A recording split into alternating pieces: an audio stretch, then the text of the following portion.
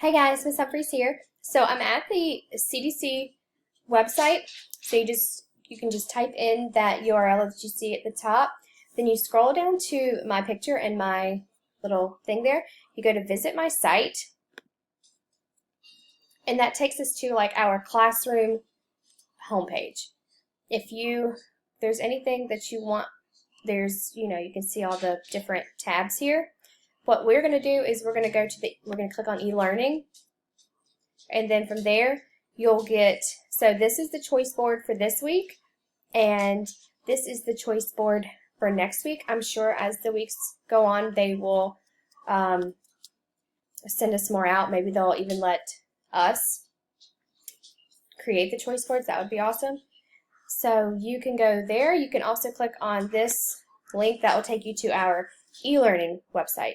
So from there, you can see that the same type of stuff is there, but also I have the stuff for Seesaw and SplashLearn.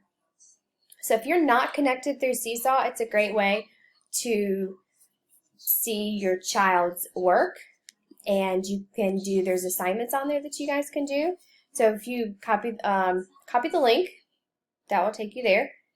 You won't be able to click on it because I just kind of took a screenshot, so you'll have to actually type in that code. And then Seesaw is a really good program for math. I know that a lot of you have already started doing it, but some of you haven't. So what you do is you go to the website, or you can download the app. You select which, if you're doing it from home or from class, then you enter the code. The code is right there. Then you select the profile, and then you enter the password. Okay, if you don't have a password, contact me, and I believe I have it on SplashLearn. So let me know. If there's anything else, ask. If this was helpful at all, I hope it was. I've just had a few people asking me where they can find some information. So this is where you can find some information. And you can always go to the Greenville County, which is just greenville.k12.sc.us.